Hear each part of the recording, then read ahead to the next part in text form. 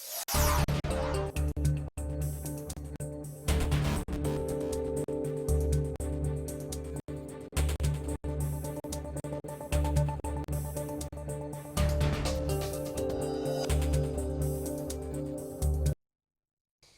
20h pour comprendre l'actualité. Bonsoir et bienvenue à la une. La demande de mise en liberté d'Aboubacar Toumba Diakité a été encore rejetée par la Cour suprême. Les avocats de cet ancien aide de camp du président de la transition comptent saisir les juridictions supranationales. Après 5 ans d'exil, l'ancien chargé de communication de l'UFDG est de retour en Guinée. Souleymane Tianguelba a été accusé et condamné par contumace à la réclusion criminelle à perpétuité dans l'affaire du journaliste tué Mohamed Koula Diallo. Et puis pollution à Frigadi, des déchets toxiques déversés par 2 usines en seraient la cause. Selon les habitants de la localité, ils soutiennent avoir des problèmes de santé et demandent l'implication de l'État.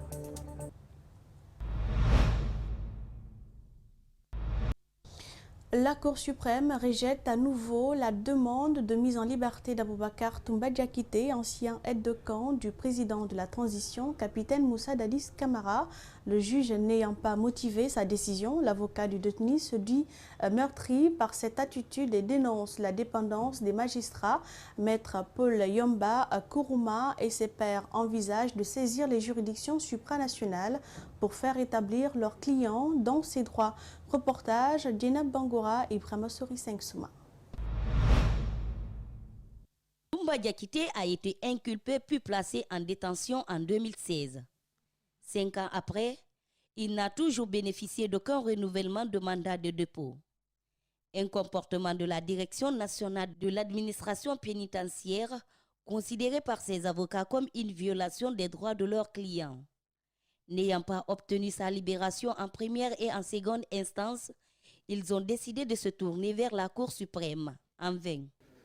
C'est vraiment une honte, hein, il faut l'assumer, il faut le dire, pour notre justice, qu'il n'y ait personne qui puisse se tenir en brèche sur la brèche pour défendre le droit, pour dire le droit. L'avocat et ses pairs étaient pourtant optimistes quant à la manifestation de la vérité dans cette affaire à travers la qualité des débats qui ont caractérisé les différentes audiences tenues devant cette juridiction. Selon l'avocat, cela aurait même permis au procureur général près la Cour suprême d'exprimer sa position. Cet arrêt est en contradiction avérée avec les débats qui se sont déroulés devant la Cour, au cours desquels le procureur de la République, le procureur général près la Cour suprême lui-même a attesté que les moyens soulevés par la défense étaient imparables, que la détention, le mandat, le titre de détention de Toumba n'avait en aucun moment été renouvelé et que la conséquence de cela devrait être la mise en liberté pure et simple du détenu. Maître Paul Yomba Kourouma n'a arrêté aucune occasion pour attirer l'attention des autorités sur la maladie dont souffre son client Toumba Diakité. À cela s'ajoute son interdiction de sortie du territoire de l'espace européen. Le collectif des avocats regrette le sort qui lui a été réservé, mais n'attend pas abdiguer face à cet état de fait.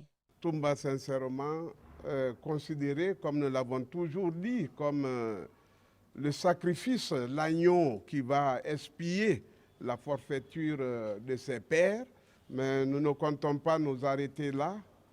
Nous nous adresserons aux juridictions supranationales qui, elles, diront le droit parce qu'ils sautent à l'œil.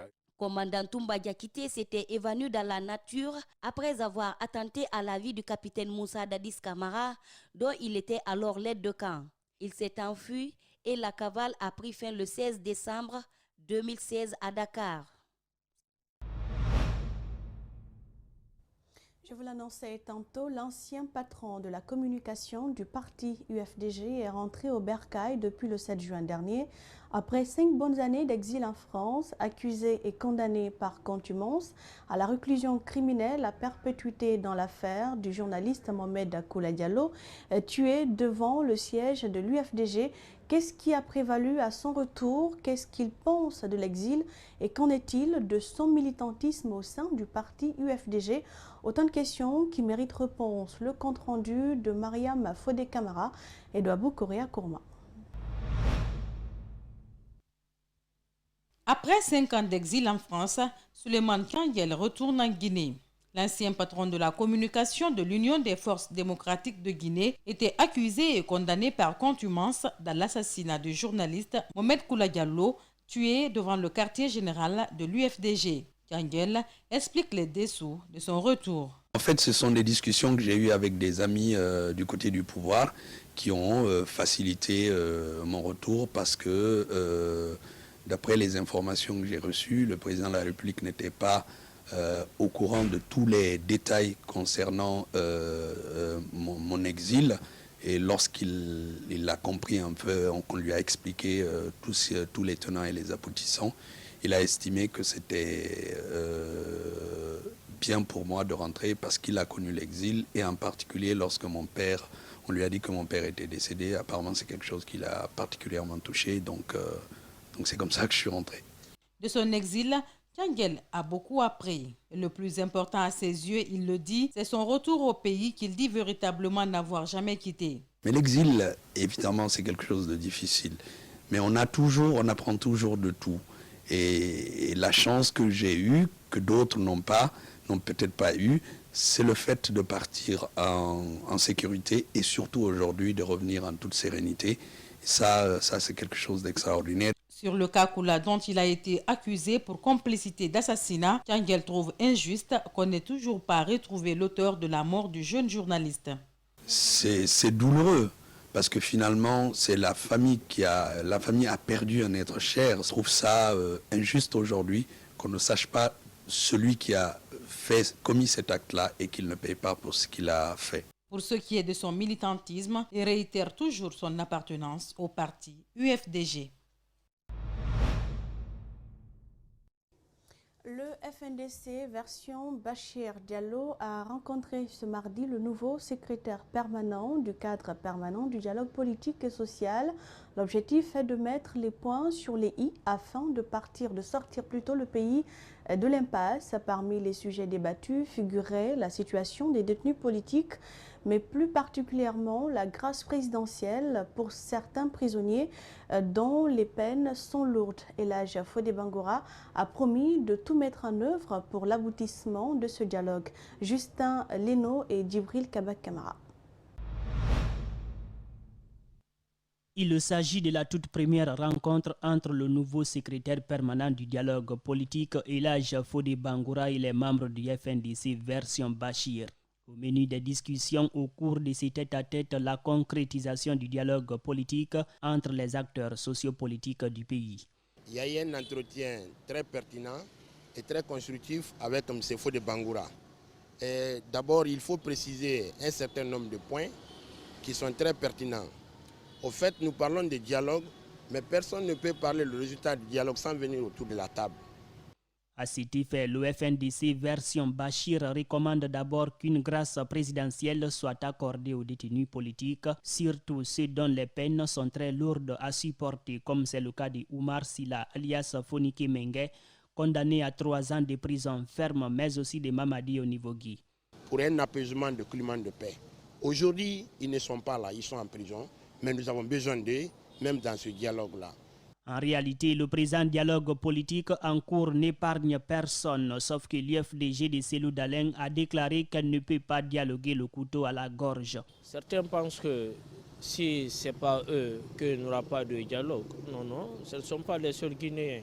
Quant au choix porté sur la personne de Fodé Bangoura pour diriger le dialogue politique, Bachir dit avoir largement confiance en l'homme qui a déjà fait ses preuves pendant le régime du feu président Lansana Conté, selon lui. J'espère que le choix n'est pas tombé sur une mauvaise personne. C'est une personne qui est expérimentée et qui connaît presque tous les acteurs politiques actuels. de près ou de loin. Et ils ont côtoyé une décennie, une vingtaine d'années, je peux le dire.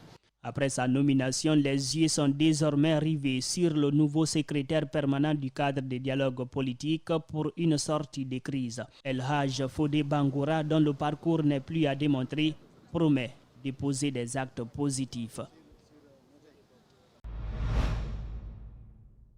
Un reportage de Justin Leno. Dans le cadre de la mobilisation des recettes communales, la municipalité de Dixine a mis en place une taxe sur les équipements et cette taxe qui est prévue dans le Code des collectivités permet d'accompagner les collectivités dans le financement de leurs projets de développement et pour édifier les acteurs impliqués dans la mobilisation de cette taxe. Un atelier d'information et de partage a été organisé par la mairie ce mardi. Idrissa Baré et Abdoulaye Kamara pour plus d'explications. Prévue dans le Code des collectivités, cette taxe d'équipement est une taxe qui s'applique et s'acquitte lors du dépôt d'un permis de construire, de reconstruction et d'agrandissement ou d'une déclaration préalable des travaux adressés à la commune. Elles permettent aux collectivités d'être autonomes dans la mobilisation des recettes pour pouvoir financer leurs différents projets de développement communautaire. La taxe d'équipement, c'est une taxe qui est prélevée sur les constructions en cours et sur les immeubles qui existent déjà. Elle est calculée par rapport à la surface, elle est calculée par rapport au nombre d'années existant le bâtiment, elle est calculée à la hauteur et c'est payé une seule fois dans la vie du bâtiment. Si vous payez cette année, c'est fini, à moins que vous décidez d'agrandir ou de mettre à niveau. Là, en ce moment, on sera obligé de revenir encore pour que vous payiez cette taxe d'équipement. Pour pouvoir mobiliser cette taxe d'équipement, la commune de Dixine compte dans les jours à venir procéder à l'identification des contribuables assujettis à cette catégorie de taxes et d'autres sources. Dès après cette identification, les opérations de recouvrement de cette taxe au profit du budget de la commune pour le compte de l'exercice 2021. Elle n'est pas créée, elle existe dans le code de collectivité depuis de longues années. Mais elle vient d'être maintenant initiée par la commune pour l'application et pour l'accompagnement du développement local. C'est une chance et une opportunité que la commune, son utilisation passe par la porte de Dixine. Et on exhorte toutes les autres communes à emboîter le pas parce que c'est une taxe importante, surtout pour la zone de Conakry. À l'intérieur, ça existe, mais ici aussi, si c'est suivi, c'est valorisé, c'est une aubaine pour toutes les communes de Conakry. Différente de la CFI, contribution foncière unique, qui est payée chaque année et gérée par les impôts, la taxe d'équipement est appliquée à chaque niveau de l'étage pour les immeubles et n'est payée qu'une seule fois durant l'existence de l'édifice. Autre fait de l'actualité, les habitants de Frigiadi dans la préfecture de Koya souffrent de martyrs à cause des déchets toxiques déversés dans leur quartier. Selon eux, 2 usines installées dans la localité seraient à la base de la pollution de leur environnement, chose qui entraînerait de graves conséquences sur leur santé et celle des animaux domestiques.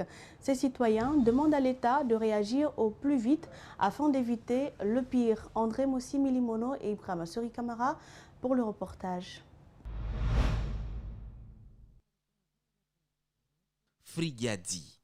La ville paraît saine, mais son environnement est parmi les plus pollués du pays. À l'origine de cette pollution, les usines qui s'y sont installées récemment. En déversant les déchets toxiques dans la nature, aucune d'entre elles ne semble préoccupée par la protection de l'environnement et la santé des riverains irrités par la situation. Ils sont menacés par ces eaux-là, qui sont sorties quand même de l'usine-là. C'est toxique. L'eau est chimique. Vraiment, ça nous fatigue beaucoup. Moi, par exemple, je peux passer la journée à me débrouiller dehors. La nuit, si je rentre dans ma maison, je ne peux pas dormir. Je suis avec des enfants, j'ai mes 6 à 7 enfants ici. Je ne peux pas rester au dehors tout le temps aussi. Il faut qu'on rentre dans les maisons. Avec ça, on avait beaucoup de poulets ici, tout est mort.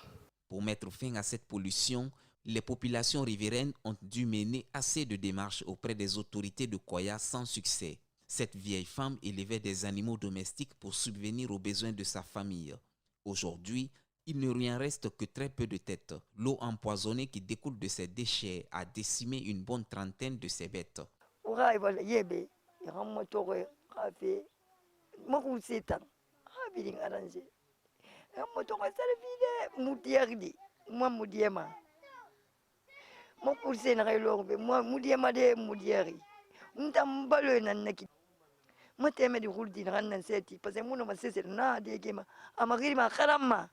Selon les riverains, un groupe de personnes conduit par le chef secteur se serait rendu à l'usine pour des négociations sans être mandaté par les populations impactées. Une somme aurait été débloquée par le patron de l'usine pour venir en aide aux populations. L'adjoint du chef secteur persiste qu'il n'a pas été associé. Ceux qui sont quittés dans le quartier, c'est aller représenter le quartier là-bas pour négocier. Ils n'ont pas informé la population. Il y a eu quand même l'argent. Bon, nous, on ne connaît pas là où s'est passé l'argent, mais on a toutes les preuves quand même. Du côté de l'usine incriminée, pas de répondant. Les populations, quant à elles, demandent au gouvernement de réagir au plus vite, car leur santé se dégrade du jour au lendemain. Et on parle toujours santé. L'association guinéenne de pédiatrie a célébré la 9e journée nationale de pédiatrie ce mardi. L'objectif pour cette journée est de faire un partage entre des pédiatres et prestataires de santé qui prennent en charge la santé de la mère et de l'enfant pendant cette période de Covid-19. Mohamed Valek Touré, Tierno Sadouba, reportage. C'est avec le thème « Santé, mère et enfant dans le contexte Covid-19 » que les pédiatres, obstétriciens et gynécologues ont animé ce mardi la 9e journée nationale de pédiatrie. Ils ont ensemble passé au peigne fin des sujets de formation, de recherche et d'amélioration de la clinique de prise en charge dans la santé prénatale. Il est ressorti dans les présentations que nous venons de suivre que le transfert de nouveau-nés de la salle d'accouchement vers la structure pédiatrique pour la prise en charge pose problème. Nous avons peu d'ambulances, mais même les ambulances que nous avons ne sont pas médicalisées. La plupart des enfants sont transportés dans des véhicules personnels. Donc c'est un facteur favorisant l'infection de l'enfant. Et quand l'enfant est infecté, on est obligé de lui donner des antibiotiques. Cette organisation a convié 80 prestataires de santé maternelle, néonatale, infantile et prestataires de santé publique. Ils doivent présenter leurs recherches pour partager au bénéfice des couples et enfants. Les nouveau-nés que nous prenons en charge dans les maternités, vous savez que l'enfant naît dans une maternité avant qu'il soit transféré dans un service de pédiatrie et de néonatologie. Et là, il faut qu'il y ait une compétence de soins pour ces nouveau-nés en salle de naissance. Et vous savez que chez nous en Guinée, ce ne sont que des sages-femmes et des gynéco-obstétriciens qui sont dans ces salles d'accouchement. Et nous souhaiterions que des médecins pédiatres qui ont des compétences de néonatologie puissent accompagner les sages-femmes. Pour cette journée, 50 résumés ont été envoyés à la commission scientifique et la sélection a enregistré 40 communications. Ces communications ont été partagées et les plus pertinents choisis pour la prise en charge de la santé de la mère et de l'enfant. Les causes de mortalité pour les nouveau-nés, c'est assez clair dans le monde entier. C'est le manque d'oxygène à la naissance pour une perturbation de l'accouchement qui fait que le bébé ne sort pas suffisamment rapidement. Et le cerveau surtout, mais aussi les autres organes, ne sont pas servis suffisamment avec de l'oxygène, ce qui induit des problèmes. Les obstétriciens et gynécologues doivent au sortir de cette journée mettre à disposition une prise en charge sans interruption, comme pour dire qu'une interruption de prise en charge peut causer des effets qui peuvent avoir des conséquences fatales. Et page noire dans cette édition, il a été ministre des Sports, des Travaux publics et ministre de la Justice, garde des Sceaux, avant de devenir secrétaire de la Grande Chancellerie de l'Ordre national du mérite. Sous le président Lansana Conté, le général Fassine Touré est décédé ce lundi à la clinique Pasteur de Conakry dans la famille mortuaire ce mardi matin. C'est la consternation et la tristesse de ses amis et anciens collaborateurs. Ali Badara Kamara et Yacoba Traoré y étaient, suivaient. Né en 1934 à Mamou, le feu général Fassine Touré a été militaire de l'armée coloniale française avant de devenir formateur à l'école militaire de Manéa dans la préfecture de Koya. Il a aussi été membre fondateur du comité militaire de redressement national lors de la prise de pouvoir par l'armée guinéenne en 1984 dont il était porte-parole. Avant de rentrer en disgrâce avec le président Lansana Conté, il occupera plusieurs postes ministériels pour devenir secrétaire de la grande chancellerie de l'Ordre national de mérite. L'ancien militaire quitte définitivement le pays à l'âge de 87 ans. Cet ancien fonctionnaire du ministère des Affaires étrangères dit avoir connu un courtois et patriote avant de découvrir son caractère pieux. Pour la première fois, moi je l'ai connu à travers le communiqué du CMRN qui a annoncé la prise du pouvoir par l'armée. Parce que c'est lui qui a lu ce communiqué-là. Ça veut dire que cette voix célèbre qui restera, qui retentira toujours dans nos oreilles. C'est à travers ce communiqué que j'ai découvert le journal Fasciné Touré. Loin de ses services militaires et administratifs, il a été aussi serviable à sa ville d'origine selon ses proches. Ancien président de l'Association pour le développement de Forêt-Caria, le fils ressortissant de Forêt-Caria garde quelques exploits de l'homme dans la résolution des conflits. Il a participé à l'apaisement de la situation chez nous, dans le Moya, dans le Bénin, dans les conflits entre éleveurs et agriculteurs. D'après ses proches, l'ancien médiateur de la République a été plusieurs fois alité dans les centres de prise en charge suite à ses attaques vasculaires cérébrales. C'est depuis sa crise, son attaque de 2010, pendant la campagne, ça tout le monde le sait, toute la Guinée sait qu'il a eu un AVC. Il ne s'est plus remis de ses séquelles. Le défunt laisse derrière lui 5 enfants et une veuve. Pour le moment, aucune date n'est fixée pour les cérémonies funèbres de l'ancien porte-parole du CMRN.